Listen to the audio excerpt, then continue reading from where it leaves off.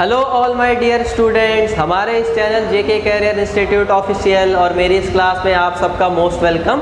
तो आज हम सभी लोग डिस्कस करने जा रहे हैं पीरियोडिक टेबल की हमारी सेकंड क्लास। लेक्चर 1 में हमने पीरियोडिक टेबल क्या पढ़ा, क्लासिकल अप्रोचेस के बारे में। हिस्ट्री हमने जो भी थी पीरियोडिक टेबल की उस सब को हमने देखा कि किस तरह से हम आज मॉडर्न पीरियोडिक टेबल, जिसे long form of periodic table भी कहा जाता है, उस तक पहुँचे हैं। क्लास को आज की शुरू करने से पहले मैं रिक्वेस्ट करूंगा कि जो लोग इस लेक्चर को पहली बार देखने जा रहे हैं वो लोग पहले इसका लेक्चर 1, ये #2 है, #1 लेक्चर आप पहले जाकर देख लीजिए, तो आपके कॉन्सेप्ट एकदम क्रिस्टल क्लियर हो जाएंगे। साथ ही क्लास अटेंड जब आप करेंगे तो आपको पूरा मज़ा भी आएगा। और जो लोग वो लेक्चर देख चुके हैं उनको ये गारंटी मैं देता हूँ कि आज की क्लास उनके लिए सुपर डुपर हिट होने वाली है, क्योंकि आज हम मॉडर्न पीरियोडिक टेबल को कवर करेंगे। क्या अप्रोच है उस तक पहुंचने का, क्या क्या कॉन्सेप्ट्स हैं, मॉडर्न पीरियोडिक टेबल है क्या, हम सारी चीज़ें आज की क्लास में डिस्कस करने वाले हैं। तो अपने कॉपी और पेन लेकर तैयार हो जाइए। चलिए, तो लास्ट क्लास में हमने अपना डिस्कशन मेंडलीव्स पीरियोडिक टेबल तक कवर करके छोड़ दिया था, और जैसा कि मैंने आपसे कहा था कि आज हम मॉडर्न पीरियोडिक टेबल यहाँ पर डिस्कस करेंगे। तो हेडिंग आप सभी लिख लीजिएगा सबसे पहले कि approach to the modern periodic table.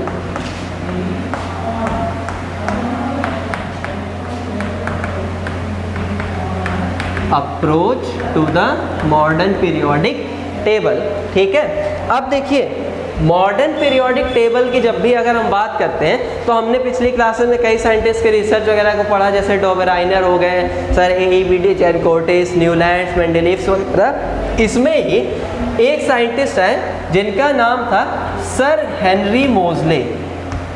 Sir Henry Moseley, he was an English scientist, in short उन्हें मोज़ले कहकर भी बुलाते हैं। तो सर हेनरी मोज़ले ने आफ्टर मेंडलीव जब एक एक्सपेरिमेंट वो कर रहे थे एक्स-रे डिफ्रैक्शन का, बेसिकली वो एटम्स की प्रॉपर्टीज़ वगैरह को स्टडी कर रहे थे कि एटम्स की प्रॉपर्टीज़ में वेरिएशन किस तरह से होता है क्या नहीं। उनका एक्सपेरिमेंट काफ़ी टेक्निकल था, तो इस वजह से उसके बारे में एक बहुत ज़्यादा ब्रॉड डिस्कशन मैं यहाँ आपके सामने नहीं करूँगा, बिकॉज आप कंफ्यूज हो जाएंगे। सिंपल वे में अगर मैं आपको उस एक्सपेरिमेंट को समझाने की कोशिश करूँ तो सर हेनरी मोज़ले क्या कर रहे थे, कुछ एलिमेंट्स इन्होंने लिए हुए थे और उनके ऊपर एक्स रेज डाल के ये डिफरेंट एलिमेंट्स में डिफरेंट फ्रीक्वेंसी की एक्स रेज डालकर उन एलिमेंट्स का एटॉमिक नंबर और जो एक्स रेज की फ्रीक्वेंसी थी, एक्स रेज की, ये यहाँ पर ये जो न्यू बना हुआ है ये क्या है, एक्स रेज की फ्रीक्वेंसी है, ठीक है। साउंड चैप्टर वगैरह में आपने फ्रीक्वेंसी वगैरह के बारे में पढ़ा होगा क्लास 9 में, वेव वगैरह वाले चैप्टर में, तो इस टर्म से तो आप फेमिलियर हैं। Z यहाँ पर क्या है, एलिमेंट्स का एटॉमिक नंबर। तो ये डिफरेंट एलिमेंट्स पर डिफरेंट फ्रीक्वेंसीज की एक्स रेज वगैरह डालकर उन एलिमेंट्स के कैरेक्टरिस्टिक्स के बीच में ऐसे ग्राफ्स बना रहे थे, ग्राफ्स ड्रॉ कर रहे थे कि देखो किस तरह से वेरिएशन होता है। ग्राफ ड्रॉ करते समय ना इन्होंने एटॉमिक नंबर को प्रायोरिटी दी और ग्राफ बना लिया, ठीक है। फिर इन्होंने बोला ना कि एक काम करता हूँ यार, मैं सेम ग्राफ जो है वो बनाता हूँ इस बार एटॉमिक वेट के साथ, यानी इस बार इन्होंने मोटिव दिया मास नंबर को और फिर से फ्रीक्वेंसी के बीच में ग्राफ बनाया। तो लिटरली इस बार उन्होंने देखा ये कि जब भी मैं ये वेरिएशन का ग्राफ एटॉमिक नंबर के केस में बना रहा हूँ तो इस ग्राफ में जो वेरिएशन है, जो चेंजिंग्स है ना, वो इस ए वाले ग्राफ के कंपैरिजन में कम है। जैसा कि मैंने एक रफली ग्राफ यहाँ आपको ड्रॉ करके दिखाया है, देखिए इस ए वाले ग्राफ में वेरिएशंस कितने ज़्यादा हैं रिलेटिव टू ये जेड वाला ग्राफ। मतलब कि क्या कंक्लूजन निकला इस एक्सपेरिमेंट का, तो सर हेनरी मोज़ले ने कंक्लूजन ये दिया कि अगर हम एलिमेंट्स की प्रॉपर्टीज़, जो पीरियोडिसिटी की हमने बात की थी मेंडलीव पीरियोडिक टेबल में, कि अगर हम एलिमेंट्स की प्रॉपर्टीज़ यानी पीरियोडिसिटी को मास यानी वेट को छोड़कर एटॉमिक नंबर के बेसिस पर ज़्यादा मतलब डिस्कस करें तो हम ज़्यादा अच्छे तरीके से कर पाएंगे। मतलब इनके कहने का ये था कि आप मास वाला कॉन्सेप्ट हटाओ और मास की जगह अगर एटॉमिक नंबर को आप बेस मानकर किसी भी एलिमेंट की प्रॉपर्टी स्टडी करते हो तो आप ज़्यादा डिटेल्ड स्टडी कर पाओगे, ज़्यादा अच्छे तरीके से अरेंज कर पाओगे। साइंटिस्ट को उनका आइडिया बहुत अच्छा लगा, बिकॉज उन्होंने काफ़ी टेक्निकल वर्क, काफ़ी टेक्निकल अप्रोच था, साइंस काफ़ी ज़्यादा उनके टाइम तक तरक्की कर चुका था। तो साइंटिस्ट ने कहा चलो एक बार बात मान के देखते हैं स्टडी की गई और सर हेनरी मोजले का आइडिया यहाँ से फिट बैठ गया। अब जैसे ही सर हेनरी मोजले का आइडिया फिट बैठा तो ये हमारे लिए बन गया modern periodic law. Modern periodic law. अब मॉडर्न पीरियोडिक लॉ है क्या? तो मॉडर्न पीरियोडिक लॉ बस इतना है, जैसे ancient first periodic law Mendeleev ने दिया था, उसमें मेंडलीफ ने क्या बोला कि एलिमेंट्स की फिजिकल और केमिकल प्रॉपर्टीज एलिमेंट्स के एटॉमिक मासेस का पीरियोडिक फंक्शन होती हैं। मतलब एटॉमिक मास के साथ ही प्रॉपर्टीज में चेंज आता है, लेकिन सर हेनरी मोजले ने तो एटॉमिक मास का कॉन्सेप्ट ही खल्लास कर दिया। उन्होंने क्या बोला कि आप मोटिव मानकर चलो किसको? एटॉमिक नंबर को। तो मॉडर्न पीरियोडिक लॉ हमारे लिए क्या बना कि the physical and chemical properties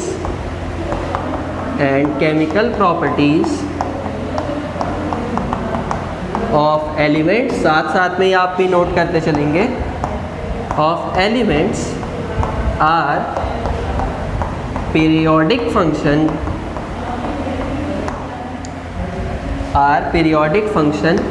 of their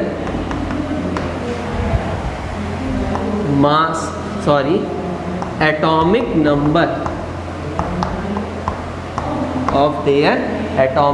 number जिसे हम रिप्रेजेंट करते हैं Z से। फिजिकल और केमिकल प्रॉपर्टीज जो भी होती है एलिमेंट्स की, वो उन एलिमेंट्स के एटॉमिक नंबर का पीरियोडिक फंक्शन होती हैं, ना कि उनके एटॉमिक मास का, अकॉर्डिंग टू सर हेनरी मोजले। यही है हमारा मॉडर्न पीरियोडिक लॉ, जिसे हम आज अपनी मॉडर्न पीरियोडिक टेबल यानी कि long form of periodic table में यूज़ करते हैं। यही कॉन्सेप्ट अब हम एटॉमिक मास का कॉन्सेप्ट इस्तेमाल नहीं करते, क्योंकि एक्सपेरिमेंटली सर हेनरी मोजले ने ये प्रूव किया कि एटॉमिक मास की जगह एटॉमिक नंबर ये एलिमेंट की कैरेक्टरिस्टिक को एक्सप्लेन करने में ज़्यादा इंपॉर्टेंट रोल प्ले करता है। ठीक है, ओवरऑल सिंपली कहने का मतलब ये है कि मेंडलीफ ने बोला था प्रॉपर्टी में चेंज आएगा एटॉमिक मास के वजह से, लेकिन सर हेनरी मोजले ने बोला ना कि यहाँ जो चेंज आएगा ना वो एटॉमिक मास नहीं, एटॉमिक नंबर की वजह से आएगा।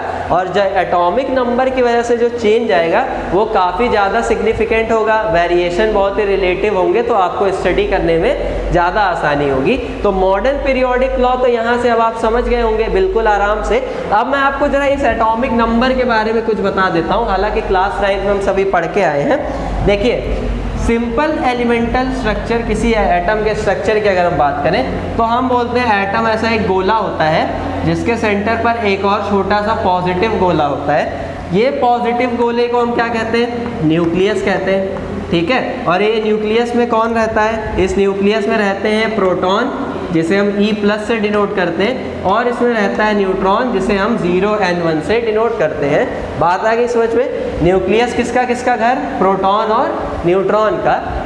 न्यूक्लियस के किनारे सर्कुलर ऑर्बिट होती है, जिसमें इलेक्ट्रॉन भाई साहब चक्कर काटते रहते हैं, जैसे कि सारे प्लैनेट सन के अराउंड चक्कर काटते हैं। अब अर्थ है, जैसे अर्थ अपनी एक्सिस पर भी रोटेट करती है और सन के चारों तरफ भी।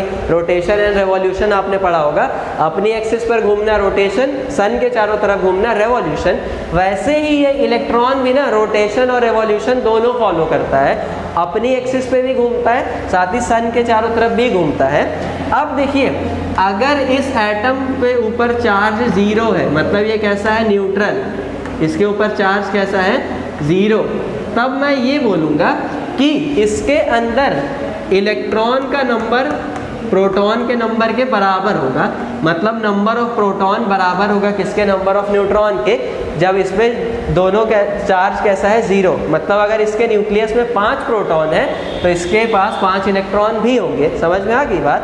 अब यही न्यूक्लियस के अंदर जो प्रोटॉन्स का नंबर होता है कि किसी एटम के न्यूक्लियस में कितने प्रोटॉन्स हैं, इसी को हम बोलते हैं उस एलिमेंट का एटॉमिक नंबर। इसी को हम क्या बोलते हैं? उस एलिमेंट का एटॉमिक नंबर। मतलब अब अगर कहीं आपको दिखा मिल जाए Z, तो Z का मतलब आप सिंपली क्या समझेंगे? Atomic number.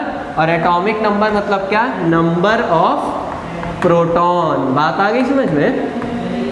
तो सर हेनरी मोजले के अकॉर्डिंग जब भी एलिमेंट्स की प्रॉपर्टीज चेंज होंगी तो वो होंगी due to change in atomic number, यानी कि नंबर ऑफ प्रोटॉन्स। समझ में आ गई बात? यही कॉन्सेप्ट है मॉडर्न पीरियोडिक टेबल का। तो चलिए अब हम ये जानेंगे कि मॉडर्न पीरियोडिक टेबल आखिर है क्या, किस टाइप की होती है, कितने ग्रुप कितने पीरियड, पूरा उसके बारे में डिटेल डिस्कशन हम करते हैं। मॉडर्न पीरियोडिक लॉ यहाँ मैंने आपको समझा दिया, बट आपको ध्यान रखना होगा कि इसका कॉन्सेप्ट कहाँ से आया था, सर हेनरी मोज़ले। ये इंपॉर्टेंट नाम है जो आपको याद रखना है, तो इसे आप नोट डाउन कर लीजिए, फिर हम आगे बढ़ते हैं। चलिए तो अब हम सब लोग पढ़ते हैं मॉडर्न पीरियोडिक टेबल के बारे में। तो हम हेडिंग यहाँ से लिख लेंगे मॉडर्न पीरियोडिक टेबल, जिसे long form of periodic table भी कहा जाता है। Long form of periodic table भी हम इसे बोलते हैं। अब देखिए इसके बारे में थोड़ा सा जनरल इंट्रोडक्शन मैं आपको प्रोवाइड करता हूँ। तो long form of periodic table में भी जो सिस्टम है एलिमेंट्स के अरेंजमेंट का, वो डिवाइड है ग्रुप्स और पीरियड्स में। समझ में आ रही बात आपको? ग्रुप्स और पीरियड्स में। अब मेंडलीव की पीरियोडिक टेबल में आपने देखा था टोटल 7 ग्रुप्स थे और टोटल 9 ग्रुप्स थे और 7 पीरियड्स में उनकी टेबल डिवाइड थी। बट हमारी जो long form of periodic table है उसमें टोटल 18 ग्रुप्स हैं। कितने? 18 ग्रुप्स। और नंबर ऑफ पीरियड्स की अगर हम बात करें तो इसमें टोटल 7 पीरियड्स हैं। समझ में आ गई बात? साथ ही साथ में इस long form of periodic table को 4 सब ग्रुप्स या सब ब्लॉक्स में भी बांटा गया है। सब ग्रुप्स या फिर जिन्हें हम क्या कहते हैं, ब्लॉक्स कहते हैं, इसमें भी बांटा गया है। अब ये 4 सब ग्रुप्स या ब्लॉक्स कौन कौन से? S block, P block, D block और एफ ब्लॉक। समझ में आ रही है बात? ये 4 सब ग्रुप्स हैं जिसमें मॉडर्न पीरियोडिक टेबल को बांट दिया गया है। अब यहाँ से देखिए हर एक, अगर मैं आपको एक रफ स्ट्रक्चर यहाँ पर बना के दिखाऊं तो इस तरह से ये जो स्ट्रक्चर्स होंगे इन्हें हम क्या कहते हैं, पीरियड। और इस तरह के जो स्ट्रक्चर्स होते हैं इन्हें हम कहते हैं ग्रुप्स। बात आई आपको समझ में?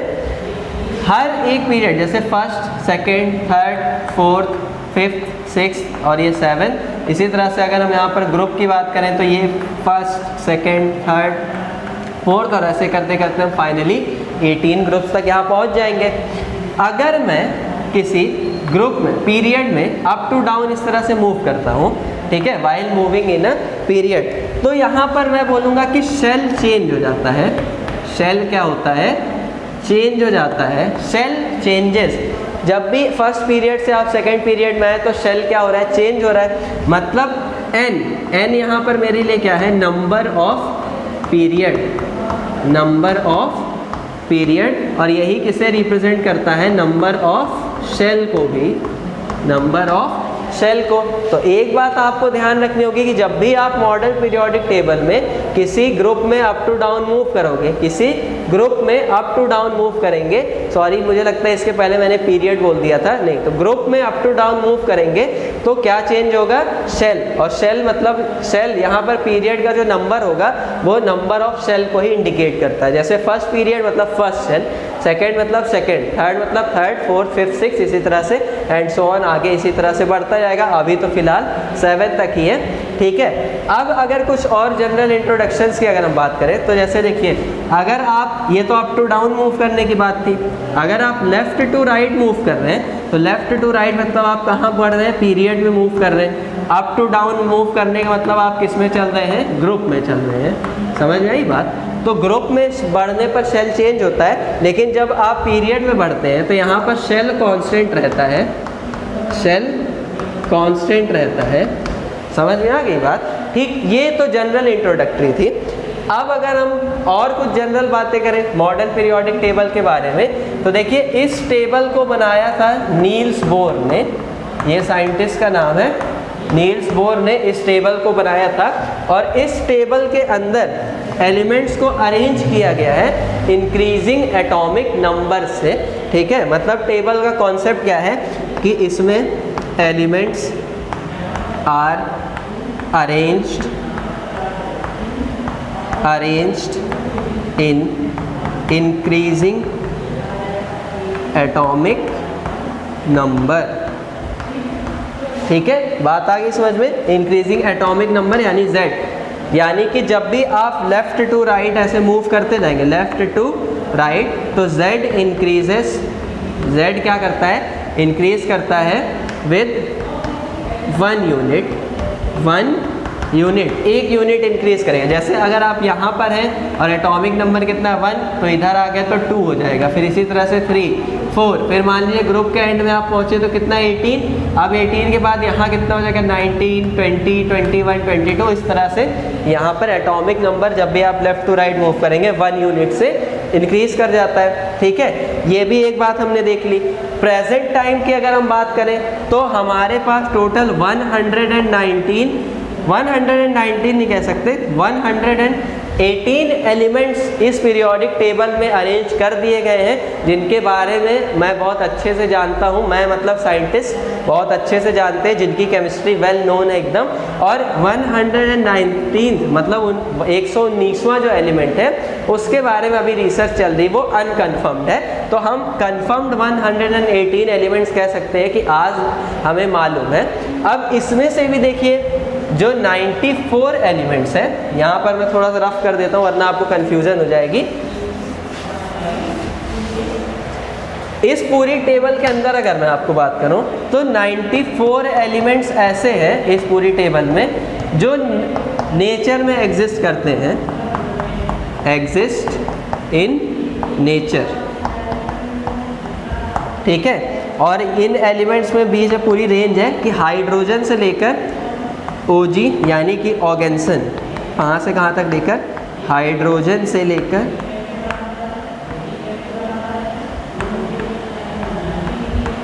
ऑर्गेन्सन तक जितने भी एलिमेंट्स हैं ये सारे नेचुरली एग्जिस्टेबल एलिमेंट्स हैं जो नेचर में भी पाए जाते हैं। रिमेनिंग इसके बाद आफ्टर रेडियम जितने भी एलिमेंट्स हमारे पास, ठीक है, वो सारे कैसे हैं, मैन मेड है। तो इसके बाद जो एलिमेंट्स बचते हैं 94 एलिमेंट्स के बाद, वो कैसे हैं, मैन मेड है। तो आफ्टर हम ऐसे कह सकते हैं कि एक्सेप्ट दीज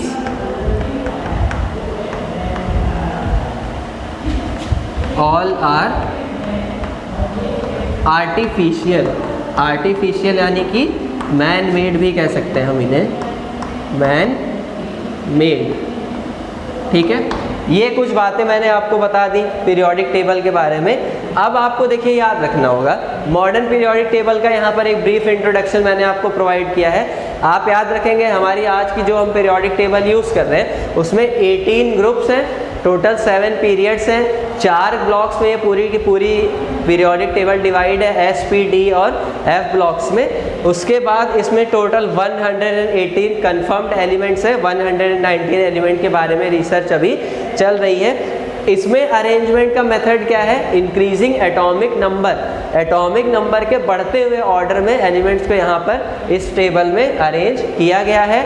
94 एलिमेंट्स इसमें ऐसे हैं जो नेचर में एग्जिस्ट करते हैं एकदम फ्रीली, और साथ ही साथ में इसके बाद कुछ एलिमेंट्स ऐसे हैं जो नेचर में तो एग्जिस्ट नहीं करते, उन्हें आर्टिफिशियली हमने लैब में सिंथेसाइज किया है, लैब में बनाया है। तो इतनी जनरल इंफॉर्मेशन के बाद चलिए अब हम डिटेल्ड स्टडी करते हैं पीरियोडिक टेबल की, एक एक ब्लॉक ग्रुप वगैरह के बारे में अच्छे से जानते हैं कि क्या है। तो चलिए स्टार्ट करते हैं। चलिए, तो आगे पीरियोडिक टेबल को स्टडी करने से पहले मैं आपको एक रफ स्ट्रक्चर यहाँ पर पीरियोडिक टेबल का ड्रॉ करके दिखाता हूँ। ऐसे रफली पूरी पीरियोडिक टेबल हम नहीं बनाएंगे, बस मैं आपको अरेंजमेंट समझाना चाहता हूँ कि एक्चुअल में ये जो अरेंजमेंट होता है वो होता कैसा है। तो यहाँ से इस टाइप के ऐसे 2 ग्रुप्स मैंने बना लिए, 18, ठीक है, ये सारे 18 मेरे ग्रुप्स हो गए, 18 ग्रुप्स हो गए पीरियोडिक टेबल के। ठीक है, स्ट्रक्चर देखिए कुछ इसी तरह से अरेंज किया गया है।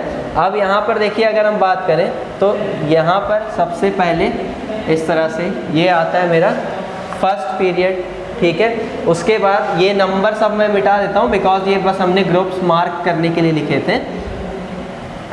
ये भी रफ में कर देता हूँ बीच में से, क्योंकि देखिए यहाँ से ये फिर ये पीरियड इस तरह से वहाँ पर कंटिन्यू है। फिर इसके बाद यहाँ से आएगा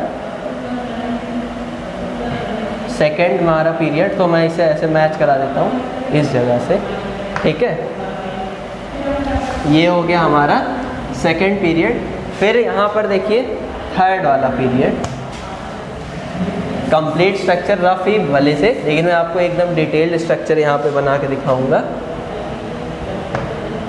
ये हो गया मेरा पीरियड्स की। देखिए अब हम मार्किंग कर लेते हैं। तो ये इधर से इधर मेरा कौन सा first period, then second period, फिर यहाँ से आ जाता है हमारे लिए थर्ड पीरियड, और थर्ड पीरियड के बाद से ये फोर्थ, फिफ्थ, सिक्स और फिर ये सेवन्थ पीरियड। 18 ग्रुप्स की अगर हम बात करें तो 1 2 third, fourth, fifth, six, seventh, 8, 9, 10th, 11th, 12th, फिर 13, 14 से लेके 18 तक के ये ग्रुप। तो ये एक ब्लूप्रिंट, एक बेसिक स्ट्रक्चर है हमारी मॉडर्न पीरियोडिक टेबल का।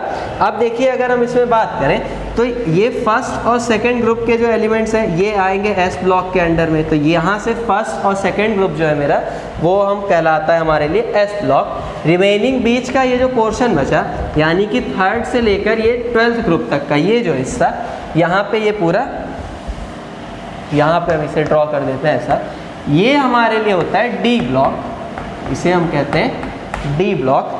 अब इसके बाद बचता है यहाँ ग्रुप 13 से लेके 18 तक का। तो ग्रुप 13 से लेके 18 तक का ये जो पोर्शन है इसे हम कहते हैं पी ब्लॉक एलिमेंट्स। ये कौन सा ब्लॉक है?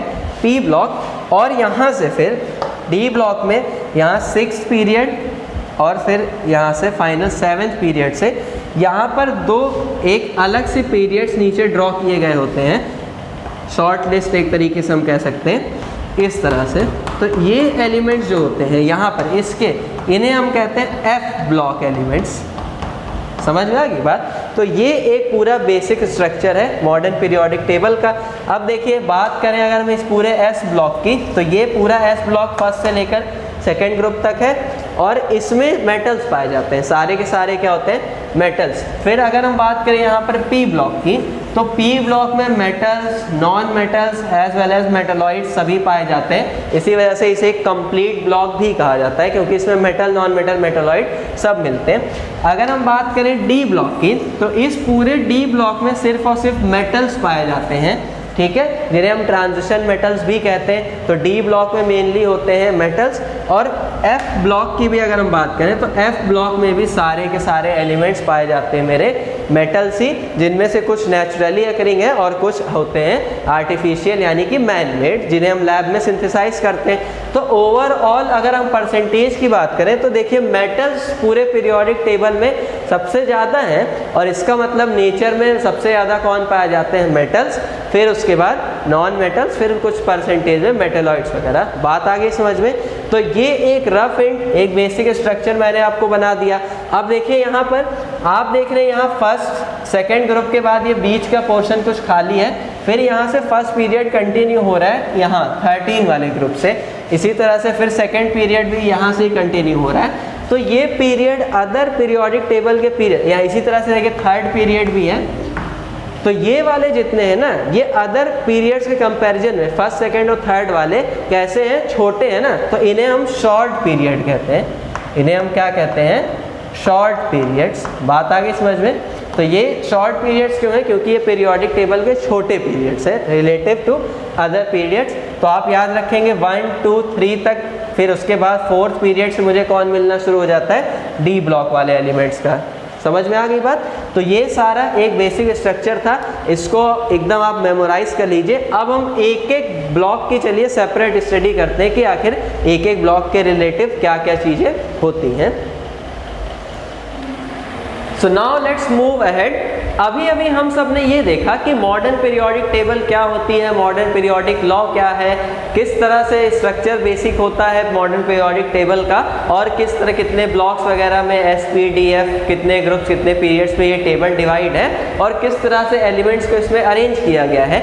लेकिन एलिमेंट्स को इस मॉडर्न पीरियोडिक टेबल में अरेंज करने का जो फंडामेंटल सिस्टम है, जो बेस है, वो क्या है, इस चीज़ पर हमने अभी तक गौर नहीं किया है। तो अब हम ये सीखेंगे कि वो कौन सा आखिर सिस्टम है जिसको मानते हुए, जिसको फॉलो करते हुए मॉडर्न पीरियोडिक टेबल के अंदर एलिमेंट्स को अरेंज किया गया है। तो चलिए देखते हैं।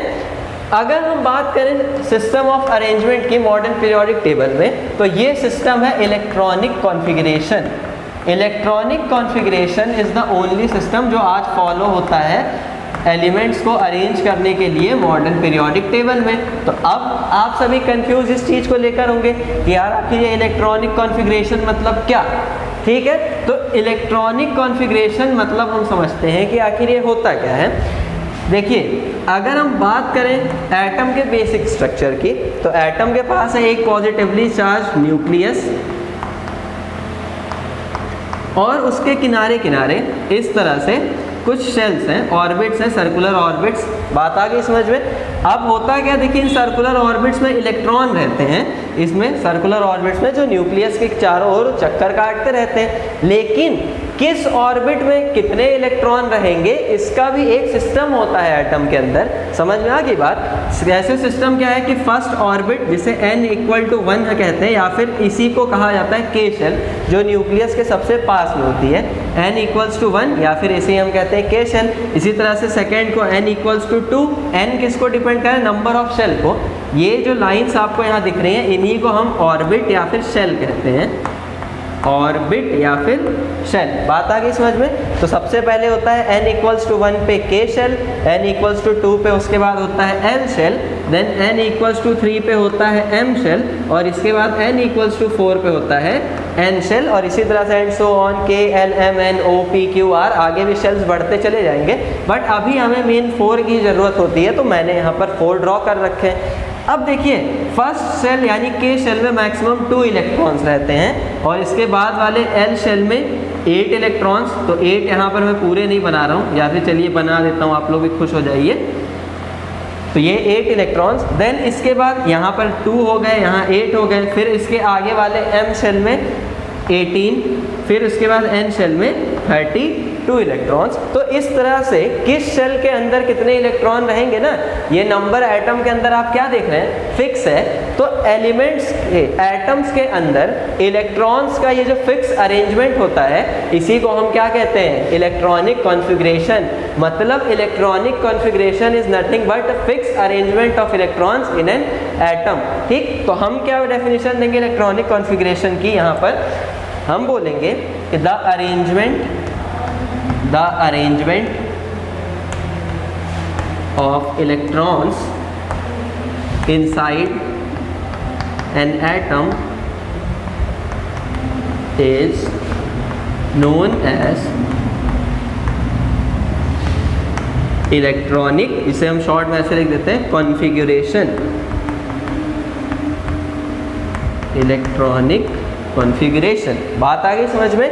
तो यहाँ पर देखिए इलेक्ट्रॉनिक कॉन्फ़िगरेशन मतलब आप समझ गए।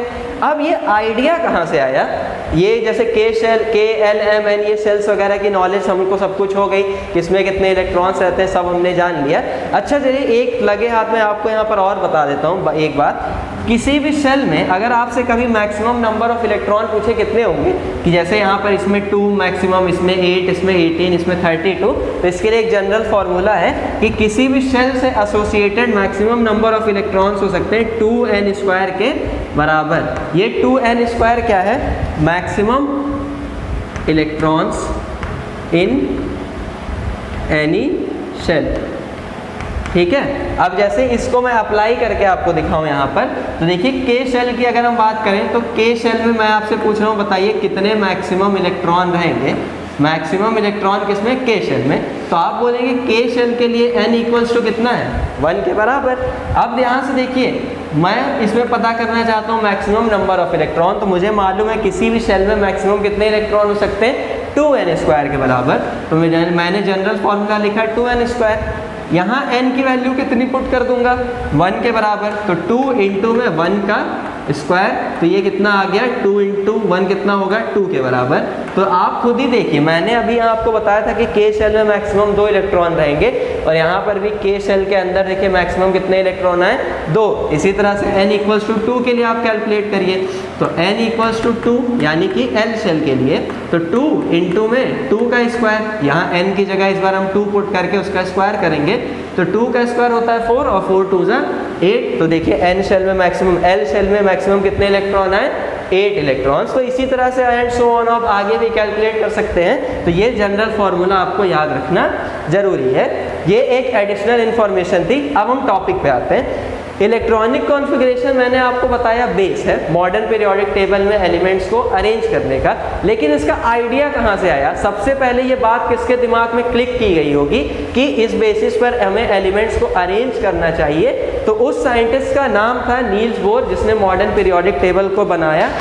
नील्स बोर ने सबसे पहले ये बात नोटिस की कि एटॉमिक नंबर जो है उसके हिसाब से एलिमेंट्स की पीरियोडिक प्रॉपर्टीज वेरी करती हैं। ये तो सर हेनरी मोज़ले ने बता ही दिया था, लेकिन इन्होंने ये बोला कि एटॉमिक नंबर मतलब नंबर ऑफ प्रोटॉन किसी एटम के न्यूक्लियस में। सही बात है, ये मैंने आपको कल बताया भी था। लेकिन प्रोटॉन्स जो होते हैं ना किसी भी एटम के न्यूक्लियस में, वो एटम को छोड़कर जा नहीं सकते हैं। न्यूक्लियस से हम प्रोटॉन्स को निकाल नहीं सकते, ऐसा हम नहीं कहेंगे। निकाल सकते हैं बट जनरली निकलते नहीं है, ठीक है, क्योंकि न्यूक्लियर फ्यूजन हुआ, फिजन हुआ, इन सब प्रोसेस में नंबर ऑफ प्रोटॉन्स वगैरह चेंज होते हैं किसी अदर फॉर्म्स में, तो निकाल तो हम सकते हैं लेकिन जल्दी ये होगा नहीं, क्योंकि अगर कोई प्रोटॉन ये न्यूक्लियस को छोड़ के जाएगा ना, तो ये न्यूक्लियस इतना रिजिड होता है कि प्रोटॉन के लीव करने की वजह से ये टूटेगा और इसके ब्रेकडाउन से इतनी ज़्यादा एनर्जी निकलेगी ना कि हम झेल नहीं पाएंगे, जिससे बोला जाता है बॉम्ब। समझ में आ गई बात? तो प्रोटॉन और न्यूट्रॉन तो इसको छोड़ के जल्दी भागेंगे नहीं, मतलब भागने का बस चांस किसके पास है? इस बाहर वाले इलेक्ट्रॉन के पास। यही लीव करके जाएगा यहाँ से। मतलब कहने का ये है कि अगर एलिमेंट्स की प्रॉपर्टीज़ में चेंज आ रहा है तो वो किसकी वजह से आता है? इन्हीं इलेक्ट्रॉन्स के ट्रांसफ़र की वजह से या फिर इलेक्ट्रॉन्स के नंबर में चेंज होने की वजह से। लेकिन यार हमने तो Z बोला था, मतलब नंबर ऑफ प्रोटॉन, तो क्या ये बात गलत है? नहीं, ये बात गलत नहीं है, इसलिए क्योंकि नंबर ऑफ इलेक्ट्रॉन जो है ना वो किसके ऊपर डिपेंड करता है? Z के ही ऊपर। जैसे आपने अभी इसके पहले देखा था, मैंने आपको बोला था कि एटम अगर न्यूट्रल है तो नंबर ऑफ प्रोटॉन और नंबर ऑफ इलेक्ट्रॉन आपस में कैसे होते हैं? बराबर। तो देखिए नंबर ऑफ इलेक्ट्रॉन किसी एटम में कितने, ये किस पे डिपेंड कर रहा है? Z पर। तो हेनरी मोज़ले सर की भी बात सही है, और नील्स बोर ने जो आइडिया लगाया कि इलेक्ट्रॉन्स किस एटम के अंदर कितने हैं, इलेक्ट्रॉन्स का एटम्स के अंदर अरेंजमेंट का सिस्टम किस तरह से है, अलग अलग एलिमेंट्स के एटम्स के अंदर इलेक्ट्रॉन्स के अरेंजमेंट अलग अलग तरीके से है। यही कारण हो सकता है कि एलिमेंट्स की प्रॉपर्टीज भी डिफरेंट होती हैं। यही इलेक्ट्रॉनिक कॉन्फ़िगरेशन का जो आइडिया था नील्स बोर सर ने लगाया, और ये निकला सुपरहिट, और इसी के अकॉर्डिंग आज हम लोग अरेंज करते हैं मॉडर्न पीरियोडिक टेबल के अंदर एलिमेंट्स को। ये बहुत बड़ी बात मैंने आपको बता दी है, एकदम याद रखना है, आपको चिपका लेना है कि आइडिया किसका था? ये नील्स बोर का। ठीक है, अब चलिए हम ये समझते हैं कि इलेक्ट्रॉनिक कॉन्फ़िगरेशन होता क्या है। ये तो हम समझ चुके, मतलब कहते किसे हैं, बट इसे किस तरह से कैलकुलेट करते हैं, लिखते किस तरह से, इन सब चीज़ों पे हम गौर करते हैं। बट उससे पहले आपको एक चीज़ समझनी होगी यहाँ पर, वो ये कि अगर हम एटम के स्ट्रक्चर को एक बार दोबारा देखें तो ये हो गया उसका न्यूक्लियस, और ये हो गया उस एटम का एक शेल, या फिर जिसे हम ऑर्बिट कहते हैं। बात आ गई समझ में? अब देखिए ये क्या है मेरे लिए, ये है शेल। सबसे पहले ये न्यूक्लियस है और ये क्या है? शेल है। अब अगर देखिए थोड़ा सा मैं आपको इसको जूम करके दिखाऊं तो ये शेल को जब मैंने जूम किया ना तो ये देखिए जूमिंग पे थोड़ा सा ये ब्रॉड हो गया। अब इस शेल के अंदर आपको ना कुछ और पैटर्न्स दिखाई पड़ेंगे।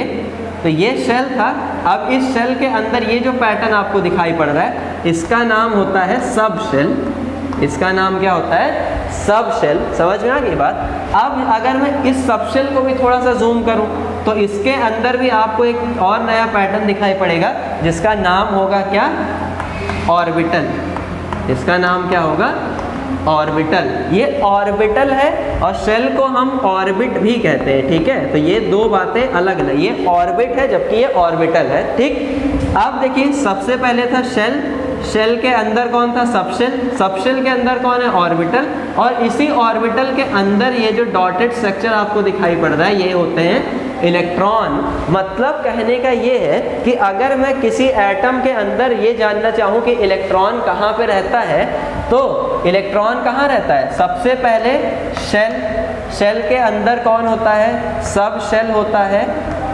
ठीक है, सब शेल के अंदर कौन होता है? ऑर्बिटल होता है, और ऑर्बिटल के अंदर रहता है इलेक्ट्रॉन। बात आ गई समझ में? शेल को हम लोग किससे डिनोट करते हैं? कैपिटल लेटर्स से, जैसे K हो गया, L हो गया, M हो गया और N हो गया।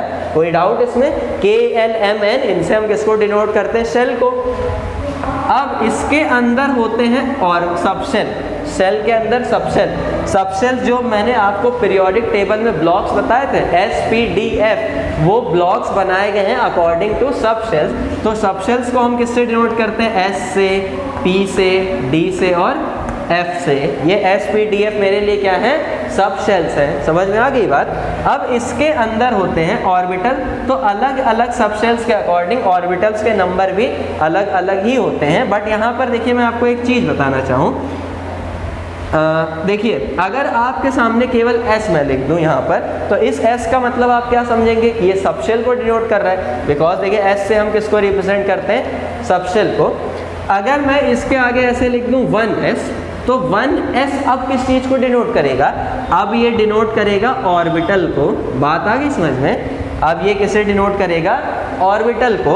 मतलब अगर आप समझिएगा, आपके सामने S लिखा हुआ है, तो S मतलब तो सिर्फ सबशेल। लेकिन अगर 1S लिख गया, तो 1S का मतलब क्या? ये जो यहाँ पर आगे नंबर लिखा हुआ है ना, ये n = 1 है। इस 1 का मतलब क्या? ये नंबर ऑफ शेल को बता रहा है। S क्या है? सबशेल है। S क्या है? सबशेल है।